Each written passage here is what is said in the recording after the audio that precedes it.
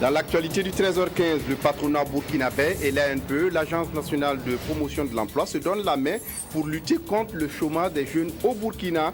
Ils viennent de procéder hier à une signature de convention à Ouagadougou. Les grandes lignes de la convention dans ce journal. Et puis une page politique dominée par l'actualité des partis politiques très actifs sur le terrain ces derniers temps. Mesdames, Messieurs, bonjour et ravi de vous retrouver. Contre le chômage des jeunes et la promotion de la formation professionnelle, l'Agence nationale de l'emploi et le patronat burkinabé se donnent la main. Ils viennent de signer une convention qui va aider à régler l'épineuse question de l'emploi des jeunes au Burkina. Claudine Bikaba. C'est la première signature d'accord de partenariat sur un plan d'action entre l'ANPE et le Conseil national du patronat burkinabé, CNPB, à laquelle nous avons assisté. Les 4 autres qui ont suivi concernaient le FAFPA, le Fonds d'appui à la formation professionnelle et d'apprentissage et 4 structures attachées au ministère de la Jeunesse, de la formation professionnelle et de l'emploi que sont la DGFP, Direction générale de la formation professionnelle, le NEF, l'Observatoire de l'emploi et de la formation, le SPCNC, le Secrétariat permanent de la Commission nationale de la certification, ainsi que le FONADR, Fonds national d'appui aux travailleurs déflattés et retraités. Toutes ces conventions bénéficient de l'appui financier de la coopération suisse. C'est une grande cérémonie qui marque vraiment une étape supérieure dans la volonté des différents fonds de travailler ensemble et de renforcer leur action en vue de renforcer davantage la formation professionnelle dans notre pays. Et le FAFPA est notre principal partenaire qui, lui, a aujourd'hui signé différentes conventions avec différentes structures pour aider à ce que la formation professionnelle se déploie dans le pays. Il y a des questions de certification, des questions de normalisation, des questions surtout de décentralisation. Il est important que la formation professionnelle arrive dans toutes les régions du pays et de façon efficace qui répondent aux besoins réels de la population. La dernière convention à être signée et la 5e fut entre le FAFPA et la Chambre des métiers et de l'artisanat du Burkina. Cet apport est très important dans la mesure où la Chambre des métiers, ce qui concerne déjà l'année 2014, nous sommes en train de préparer l'identification des artisans au plan national. Donc c'est une partie de financement de cette identification qui sera financée justement à travers cet accord de partenariat avec le FAFPA. L'objectif de ces conventions à terme, c'est permettre une synergie d'action pour que les formations professionnelles répondent davantage aux offres d'emploi des entreprises pour les permettre d'être plus compétitives sur le marché. Aussi devrait-il contribuer à réduire le chômage des jeunes et la pauvreté au Burkina Faso. En politique, le CDP, le Congrès pour la démocratie et le progrès, rencontre ses militants de base à Dori, dans le Sénou, pour expliquer les conclusions de son dernier Conseil national. C'est Baba Ama qui a conduit la délégation du Sénou ce 17 mai. Compte rendu sur place à Dori, Vincent Tiendrebego. Un face-à-face entre une délégation du secrétariat exécutif national du CDP et leurs militants de base de Dori. Baba Ama et des camarades ressortissants du Sénat sont allés échanger avec cette population sur les conclusions du Conseil national du parti tenu en avril dernier. Alors l'objectif, c'est de rendre compte des conclusions des travaux du Conseil national du CDP qui s'est tenu dernièrement.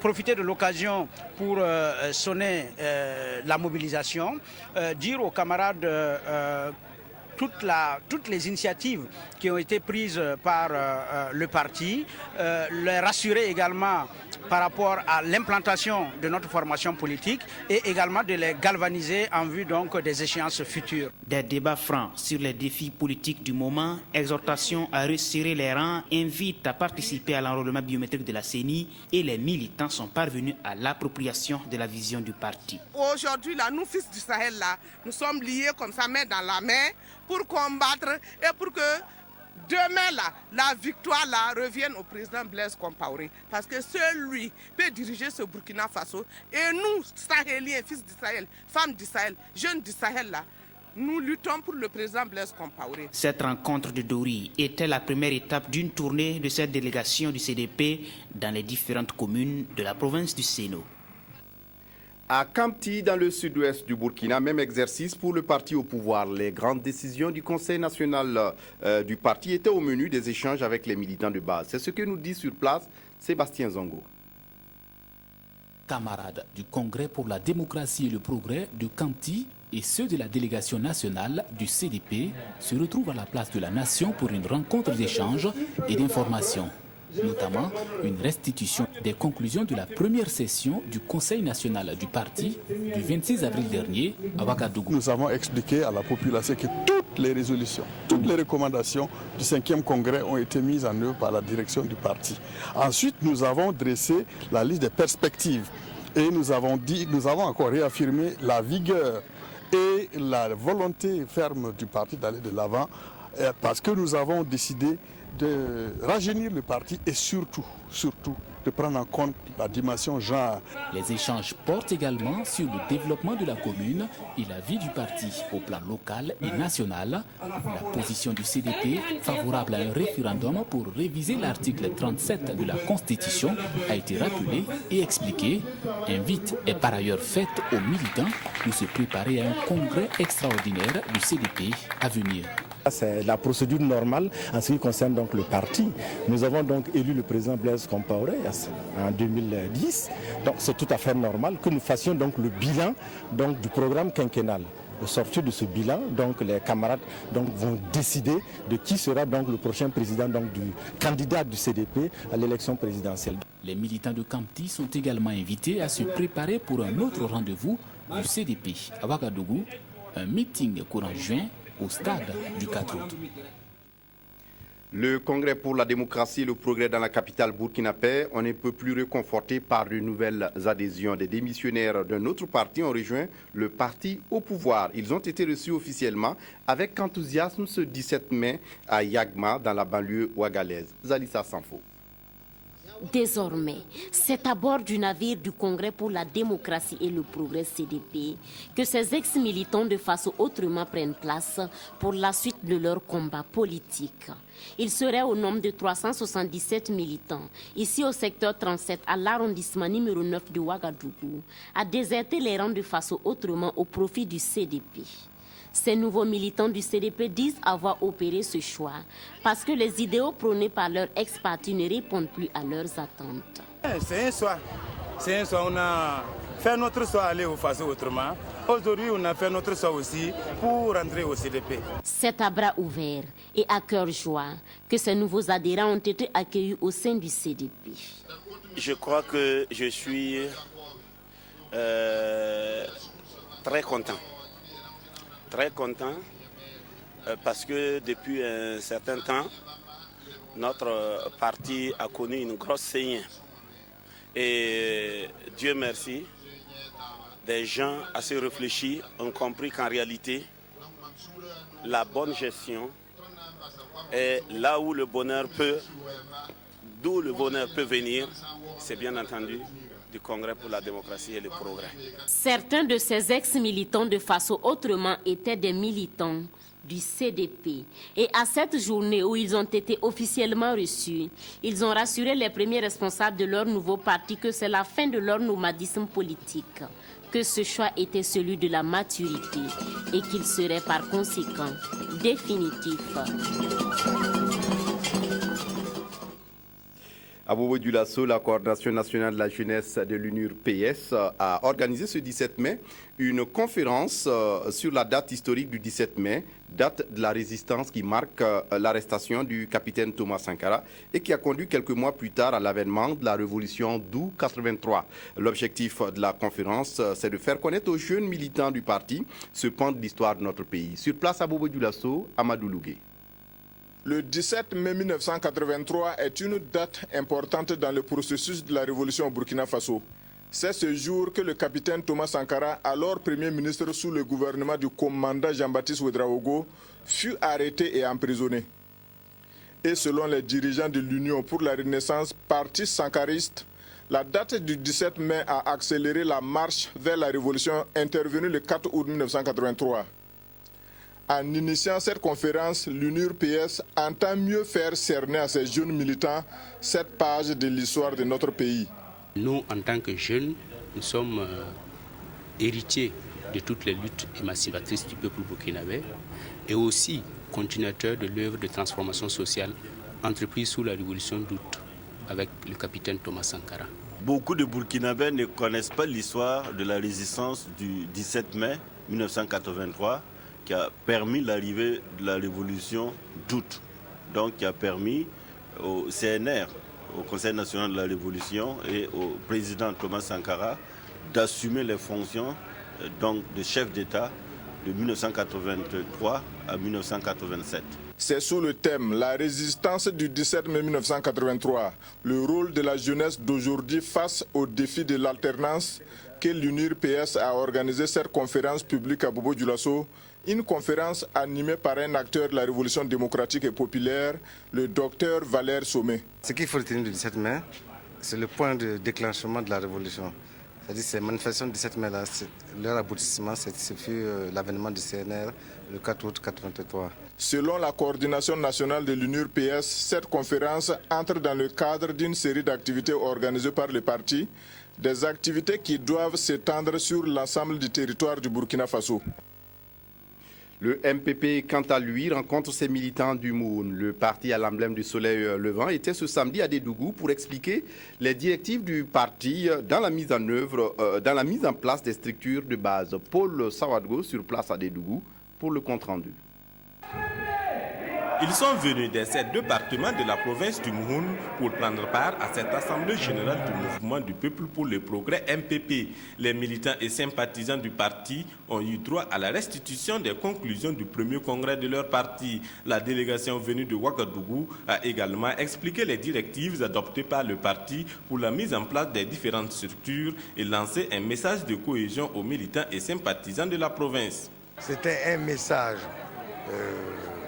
de stabilité, demander aux militants d'être fermes, d'être toujours sereins et de travailler selon les mots d'ordre et selon les objectifs que le parti s'est fixés.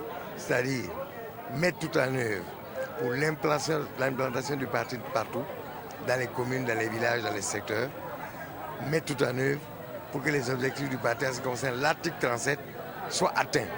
Comme mettre tout en œuvre, s'organise et se battre de telle sorte qu'il n'y ait pas de référendum pour l'article 37. La mise en place des structures, aussi bien au niveau régional, provincial, communal, de villages, de secteurs et de hameaux de culture, se fera sur la base du consensus, qui demande une véritable organisation à mettre en place sur le terrain, de manière à prendre en compte toutes les potentialités qui existent au sein du parti. Outre les explications des conclusions du Congrès, le MPP voulait à travers cette Assemblée générale marquer sa présence dans la province du Mouhoun. Nous voulons quand même que les gens sachent qu'à Dédougou, le MPP existe et que le MPP est vraiment très fort dans notre région. Je pense que cette mobilisation prouve qu'en réalité, en tout cas, il y a du travail qui se fait. Et je pense que le MPP est bien parti à Dédougou et nous allons nous atteler pour ça. Je suis vraiment satisfaite et convaincue que ça va marcher. Il y aura le changement, s'il plaît à Dieu. L'Assemblée générale du MPP dans le Mouhoun a été l'occasion pour la délégation, conduite par Domba Jean-Marc Palm, d'appeler les militants à s'inscrire massivement sur les listes électorales. Autre actualité, le collège La Salle de Ouagadougou a 60 ans, un anniversaire célébré tout en prière ce samedi à Ouagadougou. À l'occasion, parents, élèves, anciens élèves et éducateurs ont prié pour davantage de rayonnement de l'établissement. Estelle Judita Sokba. Chaque enfant qu'on enseigne est un homme qu'on gagne, disait Victor Hugo. En 60 ans d'existence, le collège Saint-Jean-Baptiste de la Salle de Ouagadougou a contribué à former des milliers de cadres burkinabés. Une grâce célébrée ce 17 mai à la cathédrale de Ouagadougou. Élèves, anciens élèves, encadreurs et parents d'élèves se sont retrouvés en communion pour célébrer ce jubilé. Une célébration eucharistique présidée par Monseigneur Séraphin Rwamba, évêque du diocèse de Koupéla. Il a rappelé les valeurs de l'Église catholique à cette œuvre d'éducation. Jean-Baptiste de la Salle, qui a été un des pionniers, rassembler les élèves pauvres pour leur donner une formation, qu'ils puissent accéder eux aussi à l'éducation, à l'instruction. Il s'est rendu compte que ce qui manquait le plus, c'est des maîtres de valeur.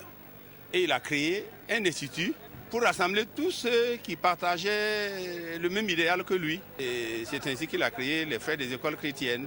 Et il continue sur sa lancée à nous donner une formation de choix, une formation d'élite qui apprennent à vivre ensemble, à s'accepter différents pour construire ensemble un monde meilleur, un monde plus fraternel. Reconnu pour la qualité de l'enseignement et la discipline qui y règne, le collège de la Salle fait la fierté de l'enseignement secondaire au Burkina Faso.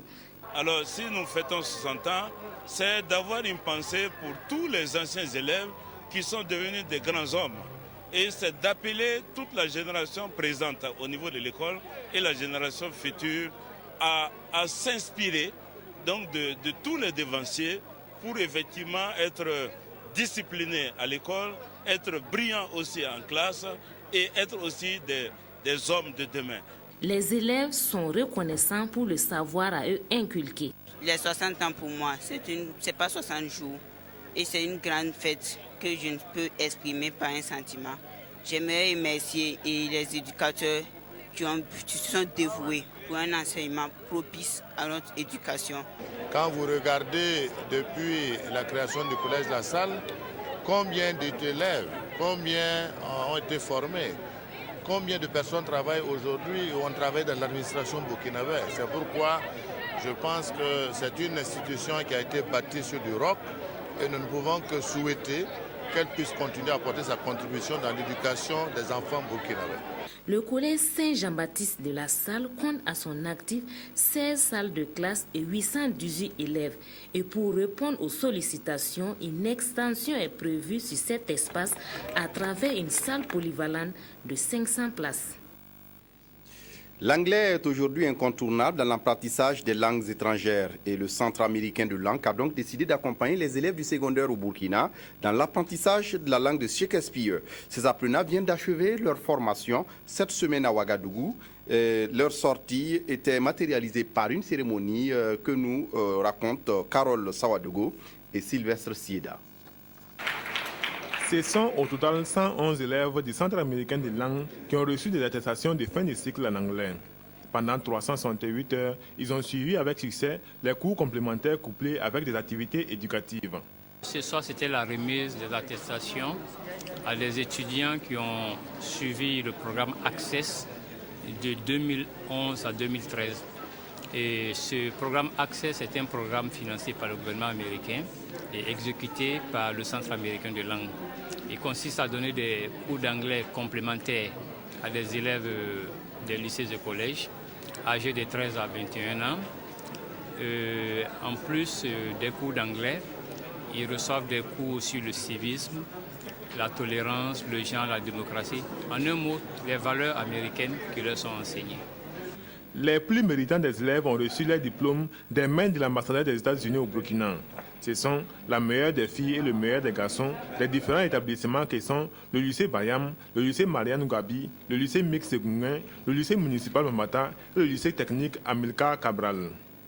Ce soir, je viens de recevoir mon attestation et vraiment, je suis très contente parce que je sais que dans l'avenir, ça va me servir beaucoup. Et puis, voilà, j'invite mes sœurs qui viennent de commencer à ne pas baisser les bras, à continuer parce que c'est très important et très intéressant, pas pour nous, mais pour le Burkina tout entier. Les 111 lauréats ont reçu des documents devant leur permettre de continuer à renforcer leurs capacités en anglais. Le Centre américain de langue prévoit offrir à 150 jeunes burkinabés la possibilité d'apprendre l'anglais dans le cadre du programme Access 2013-2015. En culture, l'édition 2014 du Festival culturel de Ouidi se tient à la fin du mois de mai. Les organisateurs annoncent des spectacles épatants. Bouma Ernest Nébier. Cette première édition du FESICO, Festival culturel de Ouidi, est placée sous le thème culture et civisme.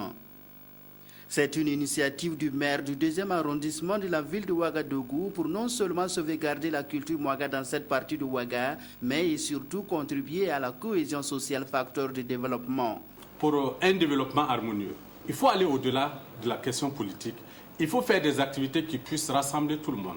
Et ces choses-là, nous pensons aujourd'hui que c'est le sport qui est un puissant facteur de rassemblement et il y a la culture. L'objectif, c'est de faire en sorte à ce que chaque quartier ou chaque secteur de l'arrondissement puisse avoir un festival ou une activité qui puisse rassembler le maximum des habitants de ce quartier. À cette conférence de presse, le comité d'organisation fait le point des préparatifs de ce rendez-vous culturel tout en annonçant les activités qui sont au programme.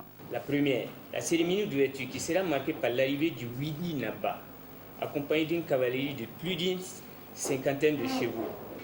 Deuxième activité, 2 soirées culturelles dont la première sera consacrée à la musique traditionnelle et moderne qui offre des scènes de prestation pour troupes et artistes, notamment ceux dits en herbe.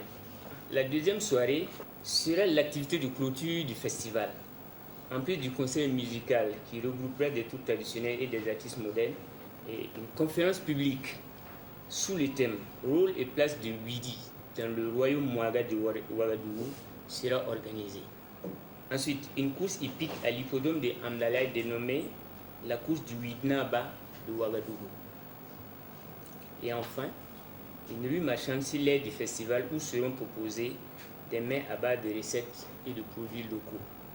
L'édition connaîtra la participation de plus d'une quarantaine d'artistes modernes et traditionnels venus du Burkina et de la Côte d'Ivoire.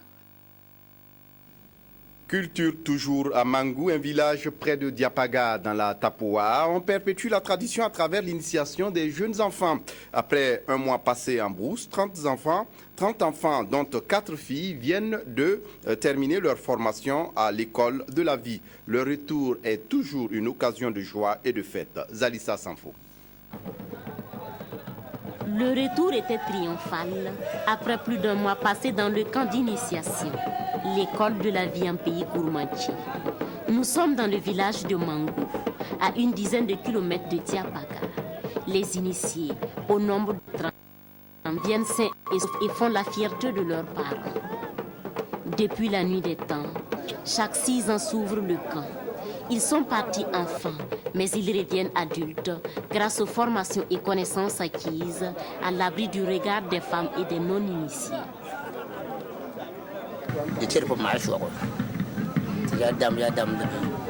L'initiation fait partie de notre tradition. Chez nous, un adulte n'est pas toujours le plus âgé, mais celui qui a été enseigné selon un rituel donné. Ils ont été éduqués aux valeurs fondamentales de la vie. Le respect de la hiérarchie sociale et de la parole donnée, le sens du secret, la solidarité, la fraternité et le courage. Nous implorons toujours les mains des ancêtres avant d'ouvrir le camp. Au camp, le quotidien tourne autour des enseignements sur les valeurs traditionnelles et sur les grands principes de la vie en société. Nous comptons perpétuer l'initiation pour préserver nos valeurs traditionnelles. Le savoir-vivre en société, qu'il s'agisse de la vie individuelle ou collective, n'a plus de secret pour ces initiés. Privés de liberté durant un mois, ils peuvent prendre part sans réserve aux joies de la fête culturelle organisée à leur honneur. Ils ont attendu 6 ans après leurs aînés pour bénéficier de ces privilèges sociaux. Leurs cadets devraient en faire autant s'ils désirent acquérir des connaissances pour s'intégrer dans leur milieu familial et social, où la tradition est toujours la référence pour tous. On termine par le sport avec le rubrique A7, une variante du rugby. Un tournoi de ce sport se déroule présentement à Ouagadougou à l'initiative de la Fédération burkinabé de rugby. Abdoulaye Kabouré pour les détails. Une première au Burkina, le tournoi de rugby A7 qui se joue en 2 x 7 minutes. Cette variante du rugby classique met en compétition 6 pays africains qui sont le Bénin, le Ghana, le Mali, le Niger, le Togo et bien sûr le pays hôte, le Burkina Faso. Le ministre des Sports et des Loisirs, le colonel Yacouba Ouedraogo, patron de la première édition, donne le coup d'envoi du tournoi en présence des dirigeants de la structure fêtière de la discipline en Afrique et au Burkina, et ce, devant un public acquis à la cause de la balle ovale. Ce tournoi pourrait constituer un facteur de promotion du rugby au Faso. Le rugby même en tant que tel n'est pas très connu au Burkina Faso. Déjà le rugby à 15 c'est pas facile. Et aujourd'hui c'est le rugby à 7. Donc c'est vraiment une innovation pour nous et c'est en cela nous sommes venus les encourager et leur dire que le ministère va continuer à les soutenir afin vraiment qu'ils développent cette discipline dans notre pays. Après les bienséances, le Mali en vert est opposé au Bénin en match d'ouverture. Le début de la rencontre montre déjà la hargne et l'envie de gagner de part et d'autre. Le Mali plus aguerri obtient 2 essais et la transformation des pénalités. 14 points à 0, c'est le score à la mi-temps. La seconde période voit une domination outrancière des Aigles sur les écuries. Résultat final, 26 à 5 pour le Mali. En seconde rencontre, le Burkina est aux prises avec le Togo. Le jeu est viril. Le pays hôte ne veut pas se laisser surprendre. Mais l'écart entre les joueurs dans les phases défensives et offensives sont préjudiciables aux étalons. Les éperviers en profitent pour marquer 7 points à 0 à la mi-temps. Les Blancs du Burkina en seconde période sonnent la révolte et marquent 5 points. Les Togolais dans la foulée obtiennent 5 autres points. La fin de la partie voit la fréquence des plaquages. Rien n'y fit, le Burkina est battu 12 à 5. Le dénouement de la compétition est prévu pour cet après-midi. C'est tout pour cette édition. Merci de l'avoir suivi. Demain, une nouvelle équipe du 13h15 vous retrouve avec plaisir pour d'autres actualités. D'ici là, excellente suite de programmes sur la RTV. Au revoir.